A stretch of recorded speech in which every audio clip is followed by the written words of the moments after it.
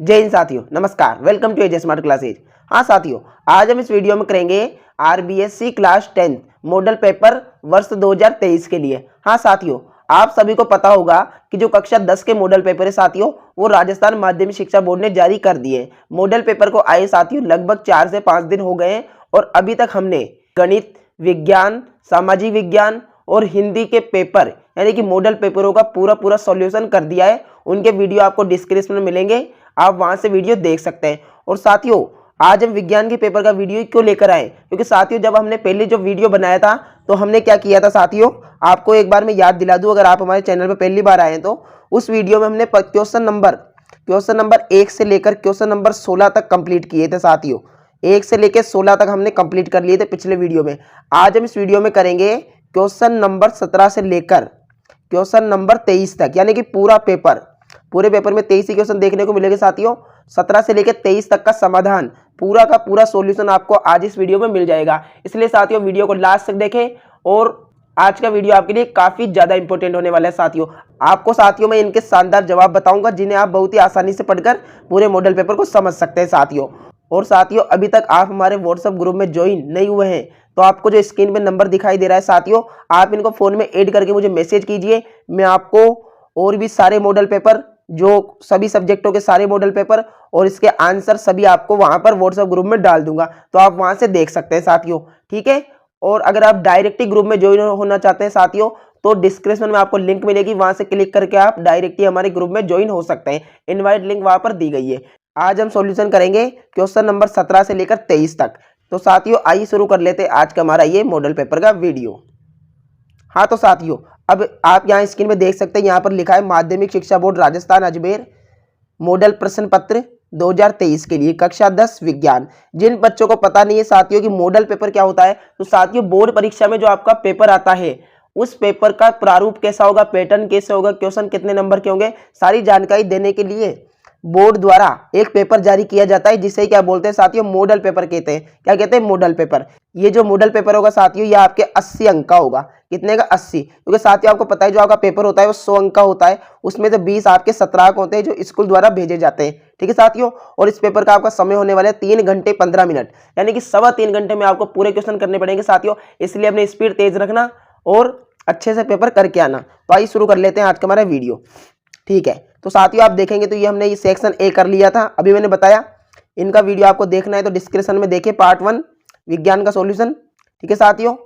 इसके बाद हम बात करेंगे, अब यहाँ तक कर लिया था साथियों हमने। कहाँ तक कर लिया था? यहाँ तक। ऊर्जा के नवनीकरण और अनवनीकरण स्रोत की परिभाषा लिखिए। ठीक है। जिन्होंने वीडियो देखा उनको पता होगा कि यहाँ तक कर लिया था। अब हम करेंगे क्वेश्चन नंबर 17 से। और साथियों क्वेश्चन नंबर 17 स्टार्ट हो रहा है तो हमारा सेक्शन भी चेंज हो रहा है। सेक्शन आ गया सी। ठीक है। खंड स चलेगा साथियों। इसमें साथियों क्वेश्चन नंबर 17 है, वसायुक्त खाद्य पदार्थों को विकृत गंधिता से बचाने के उपाय लिखिए। तो साथियों ये हमारा क्वेश्चन आया है हमारे चैप्टर 1 से, जिसमें हमने लास्ट में टॉपिक पढ़ा था विकृत गंधिता। ठीक है साथियों, विकृत गंधिता से क्वेश्चन आया तो आप इसके आंसर में लिखेंगे साथियों, वसा या तेल से बने खाद्य पदार्थों को अधिक समय तक रखने से वायु की ऑक्सीजन द्वारा अपचयन हो जाता है, जिससे उसका स्वाद एवं गंध बिगड़ जाती है। इसे विकृत गंधिता कहते हैं। इसे रोकने के लिए खाद्य पदार्थों में प्रतिऑक्सीकारक यानी कि एंटीऑक्सीडेंट मिलाते हैं। जैसे आलू के चिप्स, नमकीन आदि को पैकेट में पैक करते समय उनमें नाइट्रोजन भरी जाती है जो कि उपचयन को रोकती है। तो साथियों आप इसमें लिख देंगे, इसका एकदम राइट हो जाएगा। जो चीजें खराब हो जाती है साथियों ने कैसे बचाए और वो खराब होती है उसे क्या कहते हैं, ये इसमें लिखा है साथियों। ओके ठीक है। अब साथियों इसमें हमने पॉइंट 1 तो कर लिया, लेकिन आप यहाँ देखेंगे तो यहाँ पर एक और पॉइंट दिया है जिसमें हमें बताना है Cu+H2 में किस पदार्थ का अपचयन और उपचयन होता है। तो साथियों आपको मैं यहाँ पे स्क्रीन पे फोटो दिखा देता हूँ, आप इसमें देखिए साथियों। यहाँ पर क्या है साथियों, हाइड्रोजन जो था उसमें क्या ऑक्सीजन की वृद्धि हुई है साथियों। यहाँ पर देखेंगे आप तो यहाँ पर आप जो हाइड्रोजन था इधर की साइड H2O लिखा है, तो यहाँ पर ऑक्सीजन की वृद्धि हुई है तो यहाँ तो उपचयन हो गया, और जहां पर साथियों ऑक्सीजन की कमी हुई है वहां पर क्या अपचयन हो गया। ठीक है, सिंपल सा। ऑक्सीजन की वृद्धि यानी कि उपचयन, ऑक्सीजन की कमी यानी कि अपचयन। ठीक है, तो आप इसमें लिख देंगे, इसका एकदम राइट आंसर हो जाएगा। ओके साथियों, अब बात करते हैं क्वेश्चन नंबर 18 की। क्वेश्चन नंबर 18 क्या बोल रहा है साथियों, मानव में अग्नाशय ग्रंथि से निकलने वाले हार्मोन का नाम तथा कार्य लिखो, इसकी कमी से होने वाले रोग का नाम लिखिए। तो ठीक है साथियों, इसका आंसर भी आप स्क्रीन पे देखें। बहुत ही सिंपल सा आंसर इसका भी। अग्नाशय ग्रंथि पेट के ठीक नीचे मौजूद होती है और इंसुलिन नाम का हार्मोन स्रावित करती है। कौन सा साथियों? इंसुलिन नाम का। इंसुलिन का काम रक्त में शर्करा का स्तर कम बनाए रखना होता है। इसकी कमी से मधुमेह नाम की बीमारी हो जाती है और मधुमेह को साथियों याद रखना डायबिटीज भी कहते हैं। ठीक है, डायबिटीज ही होती है ये। मधुमेह से पीड़ित व्यक्ति के रक्त में शर्करा की मात्रा बहुत अधिक होती है।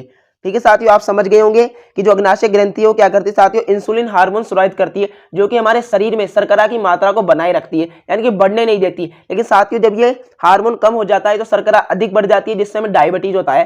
ठीक है साथियों, मधुमेह रोग हो जाता है। ठीक है, सिंपल सा आप समझ गए होंगे। इसके बाद साथियों बात करें हम क्वेश्चन नंबर 19 की। अगर आपको वीडियो पसंद आ रहा है साथियों तो वीडियो को लाइक कर दें। आपके लिए मेहनत कर रहे हैं साथियों हम, मैंने बैक टू बैक। अगर आप चेक करेंगे साथियों तो YouTube पर सबसे पहले मॉडल पेपर के बारे में बताने वाला चैनल हमारा है साथियों। हमने सबसे पहले मॉडल पेपर के बारे में आपको बताया और सबसे पहले आंसर आपको प्रोवाइड किए। आप साथियों तारीख देख सकते हैं, दिन देख सकते हैं, सबसे पहले वीडियो हमारे आए हैं। हम आपके लिए निरंतर मेहनत कर रहे हैं, तो आपको भी हमारा थोड़ा सपोर्ट करना है। चैनल को सब्सक्राइब करके बेल आइकन को प्रेस कर ले।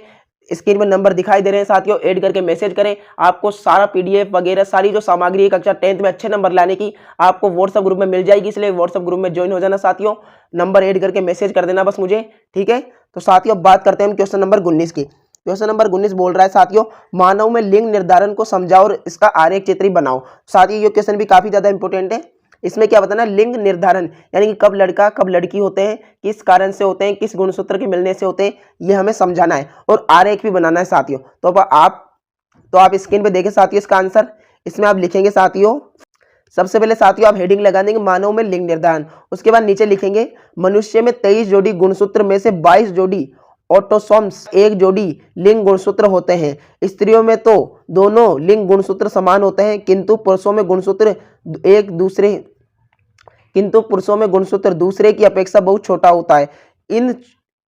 इस छोटे गुणसूत्र को वायु गुणसूत्र कहते हैं तथा इसके सीधे लंबी व छन्नुमा गुणसूत्र को एक्स द्वारा प्रदर्शित करते हैं। ये तो आप थ्योरी लिख देंगे साथियों। ठीक है ना। इसमें क्या होता है कि 23 जोड़ी होते हैं, उसमें से 22 तो ऑटोसोम्स होता है और एक क्या होता है? गुणसूत्र होते हैं। स्त्रियों में तो साथियों क्या होते हैं? सेम होते हैं दोनों, यानी कि या तो एक्स एक्स होंगे या वाई वाई होंगे। लेकिन पुरुष में क्या होते हैं साथियों? एक्स और वाई दोनों होते हैं। ठीक है, इसके बाद साथियों आप आरेख देखिए स्क्रीन में, मैं आपको आरेख दिखा देता हूं और समझा देता हूं।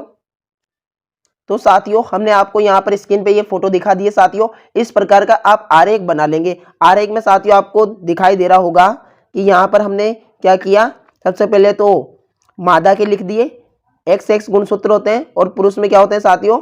वाई एक्स या एक्स वाई होते हैं। ठीक है साथियों, अगर मादा में से हम एक्स एक्स देंगे तो वहां से या तो वाई आ सकता है या एक्स आ सकता है। अगर साथियों एक्स एक्स बन जाते हैं गुणसूत्र तो मादा का निर्माण होता है, यानी कि सेम सेम आ गए तो मादा, और अगर भिन्न भिन्न आते हैं तो नर का जन्म होता है साथियों। ठीक है, यानी कि शिशु का। ओके साथियों, तो इस प्रकार से आरेख आपको बना देना है। इसके बाद साथियों बात करें हम क्वेश्चन नंबर 20 की, जिसमें साथियों हमको छोटे छोटे 2 क्वेश्चन दिए गए, दोनों का जवाब देना है साथियों। ए जो क्वेश्चन है वो क्या बोल रहा है? दीर्घ दृष्टि दोष के निवारण के लिए कौन सा लेंस काम में आता है? तो साथियों दीर्घ दृष्टि दोष के लिए हम क्या करेंगे? कौन सा लेंस काम में आता है? तो साथियों आप इसमें लिखेंगे दीर्घ दृष्टि दोष या दूर दृष्टि दोष के निवारण के लिए उत्तल लेंस का प्रयोग करते हैं। ठीक है साथियों, कौन सा लेंस? उत्तल लेंस। ध्यान रखना साथियों दीर्घ दृष्टि दोष और दूर दृष्टि दोष एक ही होते हैं, इनमें आप कंफ्यूज मत होना साथियों, एक ही होते हैं। उसके बाद है साथियों सूर्योदय तथा सूर्यास्त के समय सूर्य का रंग लाल क्यों दिखता है? आपने देखा होगा साथियों, स्क्रीन पे आप फोटो देखें, इस प्रकार जब शाम होती है संध्या के समय, यानी सूर्योदय या सूर्यास्त यानी उगते समय और अस्त होते समय ये लाल क्यों हो जाता है? बोलते हैं ना साथियों लालिमा छा गई, तो ये किस प्रकार छाती है? इसका आंसर आप देखें स्क्रीन पे। तो साथियों आप इसमें लिखेंगे सूर्य की किरणें पृथ्वी की सतह पर खड़े प्रेषक की आंख तक पहुंचने के लिए वायुमंडल से होकर गुजरती है। वायु के अणु प्रकाश की किरणों का प्रकीर्णन कर देते हैं।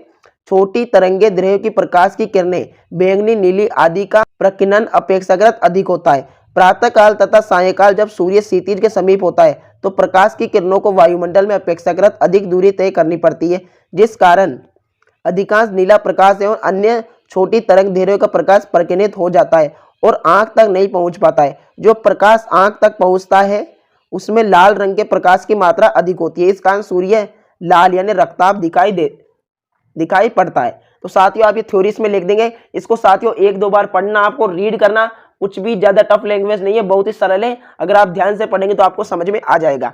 ठीक है साथियों, अब बात करते हैं हमारे नेक्स्ट क्वेश्चन की। ठीक है साथियों, ये 1 का था और ये हमारा कितना 2 नंबर का था। तो आपको ये करते ही आपको 3 नंबर मिल गए साथियों, देख लीजिए 3 नंबर आपको मिल गए। ठीक है ना, वहां पर केवल लेंस का नाम था इसलिए 1 नंबर, यहाँ पे समझाना था यानी कि 2 नंबर। ठीक है साथियों, हमारा सेक्शन चेंज हो रहा है, सेक्शन सी चल रहा था, अब आ जाएगा सेक्शन डी। खंड द करने वाले हैं साथियों।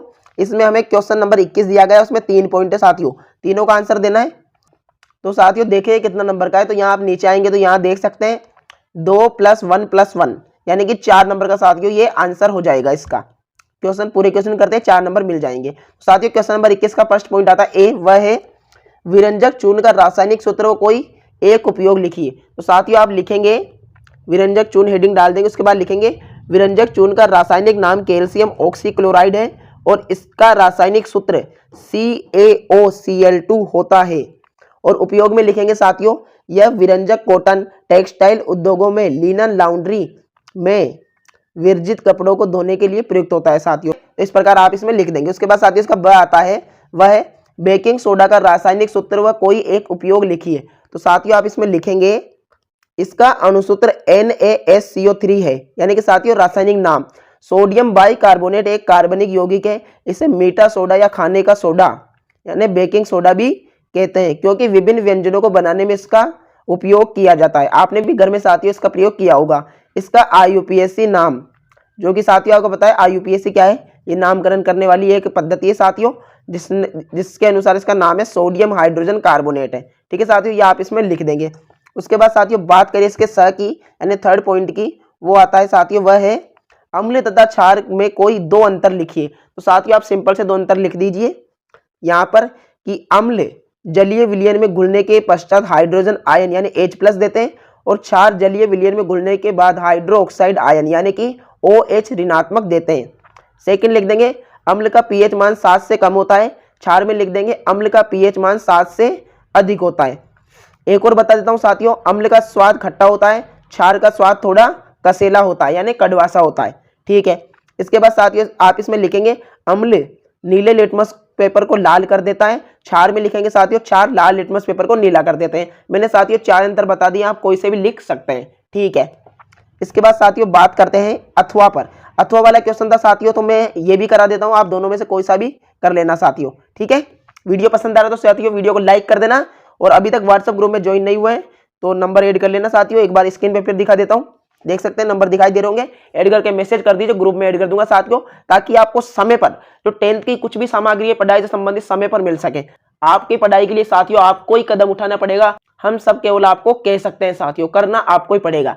हम आपकी मदद कर सकते हैं साथियों पढ़ाई में, लेकिन मेहनत आपको ही करनी होगी। ठीक है, इसके बाद अथवा में तो साथियों बहुत ही सिंपल क्वेश्चन है, मिलान करना है साथियों। मिलान तो आप कर सकते हैं, लेकिन इसके लिए आपको साथियों थोड़ी अम्लों की प्रैक्टिस होनी चाहिए। तो साथियों अब देखते हैं कि कौन सा अम्ल किस में पाया जाता है। तो साथियों सिरका, तो सिरका में कौन सा अम्ल पाया जाता है, तो इसका राइट आंसर हो जाएगा साथियों एसिटिक अम्ल। कौन सा एसिटिक अम्ल पाया जाता है। दही की बात करें साथियों, दही का तो आपको पता होगा, इसमें लैक्टिक अम्ल पाया जाता है। और साथियों नींबू में कौन सा पाया जाता है, नींबू में आपका सिट्रिक अम्ल पाया जाता है, और टमाटर में ये बचा हुआ आएगा ऑक्सैलिक अम्ल। ठीक है साथियों, ये इसका एकदम राइट आंसर हो जाएगा। ओके, आप नोट कर लीजिएगा साथियों। और कॉपी नहीं लेके बैठे हैं तो साथियों कॉपी लेकर बैठिए, उसमें लिखिए, तभी आपको याद हो पाएगा, क्योंकि हमारा माइंड तो अभी थोड़ी देर देखेंगे तो याद रहेगा, फिर थोड़ी देर बाद भूल जाएंगे। कॉपी में लिख लेंगे साथियों तो देखने के साथ साथ लिखना भी हो जाएगा, तो हमें याद रहेगा। ठीक है, ओके।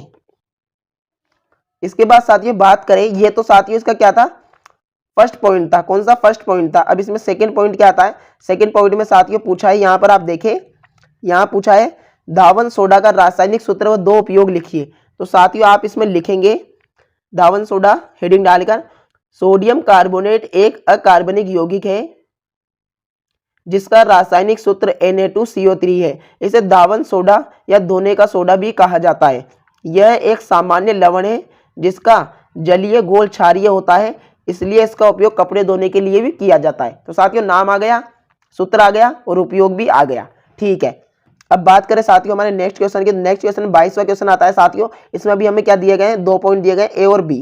तो साथियों नंबर भी यहाँ पर 4 नंबर का ही है ये भी। तो फर्स्ट है इसका, मानव में उत्सर्जन किसे कहते हैं, मानव उत्सर्जन तंत्र का नामांकित चित्र बनाइए। तो साथियों आप इसमें लिख देंगे, बहुत ही सिंपल सा क्वेश्चन है। अगर वह जैव प्रक्रम जिसमें जीवों में उपापचयी क्रियाओं में जनित हानिकारक नाइट्रोजन युक्त पदार्थों का निष्कासन होता है उत्सर्जन कहलाता है। एक कोशिकीय जीव इन अपशिष्ट पदार्थों को शरीर की सतह से जल में विसर्जित कर देते हैं। ठीक है साथियों, शरीर के अंदर से सभी अपशिष्ट पदार्थों को बाहर निकालना ही क्या है, उत्सर्जन है, चाहे वो आपके मल हो या फिर आपका मूत्र। ठीक है साथियों, ओके। चित्र में आपको स्क्रीन में बता देता हूँ साथियों, आप इस प्रकार का चित्र बना देंगे। चित्र की आपको प्रैक्टिस करनी होगी साथियों, इसकी कोई ट्रिक नहीं होती है साथियों, आपको यूट्यूब पे बहुत से मिल जाएंगे ट्रिक का, लेकिन आप अगर खुद से सीखेंगे साथियों, वो मेरे हिसाब से सबसे बेस्ट तरीका है। आपको खुद से सीखना चाहिए साथियों चित्रों को बनाना। 5-6 बार बनाइए, ऐसा कोई चित्र नहीं जो आपसे नहीं बनेगा। प्रैक्टिस कीजिए साथियों, आ जाएगा। ठीक है, इसके बाद साथियों इसका बी पॉइंट आता है, वह है मानव में अपोहन यानी डायलिसिस क्रिया को समझाइए। तो साथियों आप इसमें लिखेंगे, अपोहन डायलिसिस रक्त शोधन की एक कृत्रिम विधि होती है। इस डायलिसिस की प्रक्रिया को तब अपनाया जाता है जब किसी व्यक्ति के वृक्क यानी गुर्दे सही से काम नहीं कर रहे होते हैं, यानी कि साथियों किडनी। उसके बाद लिखेंगे गुर्दे से जुड़े रोगों, लंबे समय से मधुमेह के रोगी, उच्च रक्तचाप जैसी परिस्थितियां कई बार डायलिसिस की आवश्यकता पड़ती है। साथियों आप इसमें लिख देंगे ये इस प्रकार से समझा के, तो आपको अच्छे नंबर मिल जाएंगे साथियों। ठीक है, ओके। इसके बाद साथियों बात करते हैं हम इसके अथवा की। अथवा भी साथियों कर लेते हैं, सही रहेगा। इसमें साथियों फर्स्ट पॉइंट आता है, मानव में भोजन का पाचन किसे कहते हैं, मानव पाचन तंत्र का नामांकित चित्र बनाइए। तो साथियों आप इसमें लिखेंगे, वह प्रक्रिया जिसमें पाचक एंजाइम हाइड्रोटिक एंजाइम की सहायता से भोजन को जटिल से सरल रूप में परिवर्तित किया जाता है, पाचन कहलाती है। अतः पाचन की क्रिया हाइड्रोटिक प्रक्रिया होती है। ठीक है साथियों, ये लिखने के बाद आप इसमें ये चित्र बना देंगे। स्क्रीन पे आपको दिखा देता हूं साथियों इस प्रकार का चित्र, जो कि आपने 6, 7 बहुत सी कक्षाओं में बनाया भी होगा साथियों। ठीक है, 8th 9th में भी आपको देखने को मिल जाता है। ठीक है, इसके बाद साथियों इसका जो सेकंड पॉइंट है वह है, भोजन के पाचन लार का एक कार्य बताओ। तो साथियों आप इसमें लिखेंगे, भोजन की पाचन लार का कार्य। लार के पाचन कार्यों में शामिल है भोजन को गीला करना और भोजन की लुगदी बनाना, ताकि यह आसानी से निगला जा सके। लार में एंजाइम एमिलेस होता है, जिसे पत्यालीन भी कहा जाता है, जो स्टार्च को शर्करा में तोड़ता है। इस प्रकार भोजन का पाचन मुंह में शुरू होता है। बहुत ही सरल लैंग्वेज में साथियों आपके लिए लिखा है, आप इसमें लिख दीजिए, आपका राइट आंसर हो जाएगा। इसके बाद साथियों बात करें हम क्वेश्चन नंबर 23 की, जो हमारा लास्ट क्वेश्चन है साथियों। लास्ट क्वेश्चन कर लेते हैं हम।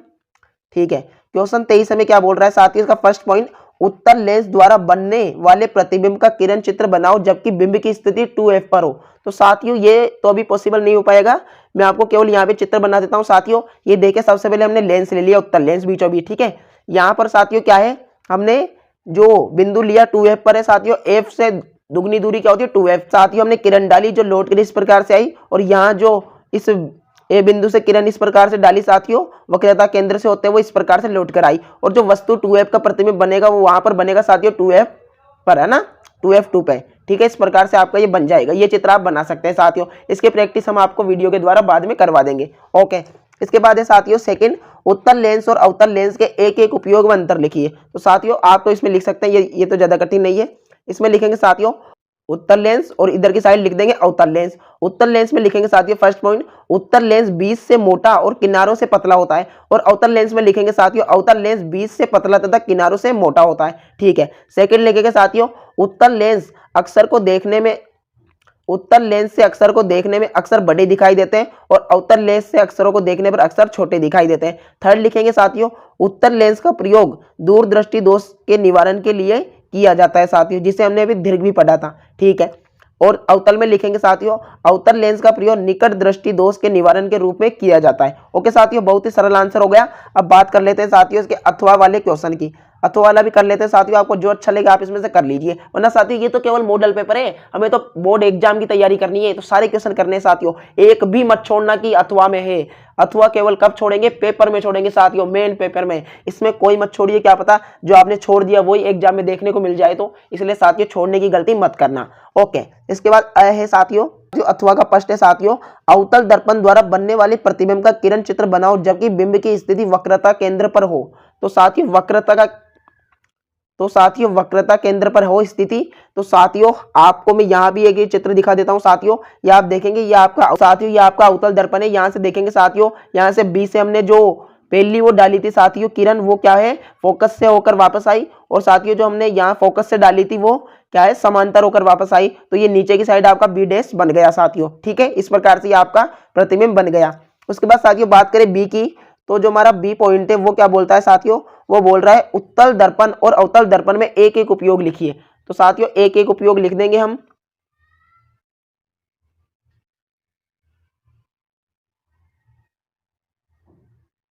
आपका हो जाएगा। ठीक है, तो साथियों देख लीजिए मॉडल पेपर हुआ कंप्लीट, हमने पार कर लिया एक बड़ा पड़ाव। ठीक है, एक बार फिर समझाओ साथियों, क्वेश्चन नंबर 1 से लेकर जो साथियों 16 है वो तो हमने पहले ही वीडियो में कंप्लीट कर दिए थे। आज हमने किए हैं साथियों क्वेश्चन नंबर 17 से लेकर 23 तक, अथवा के भी नहीं छोड़े साथियों, सारे प्रश्न किए कंप्लीट किए हैं। तो साथियों आप पूरा वीडियो देख लीजिए, साइंस का पूरा पेपर आपका कंप्लीट हो चुका है। कुछ भी समझ नहीं आया तो कमेंट बॉक्स में कमेंट कर दीजिए और साथियों जुड़ जाइए हमारे साथ ग्रुप में, स्क्रीन पे नंबर शो हो रहे हैं, ज्वाइन कर लीजिए साथियों। ग्रुप हमारा डिस्क्रिप्शन में जाके आपको डायरेक्ट इनवाइट लिंक मिल जाएगी, वहां से भी आप ग्रुप में आ सकते हैं। ठीक है साथियों ठीक है। और आपका जो अर्धवार्षिक परीक्षा का टाइम टेबल है वो भी जल्दी आने वाला है साथियों, हम आपको जैसे आते ही सूचना कर देंगे। अगर आपने यहाँ तक वीडियो देखा है तो मैं समझ सकता हूँ कि आपको लाने हैं 10th में अच्छे नंबर, आपको बनानी है परसेंटेज, आप है पढ़ाई के प्रति जागरूक। ठीक है साथियों, तो धन्यवाद, जय हिंद जय भारत, पढ़ते रहिए, आगे बढ़ते रहिए।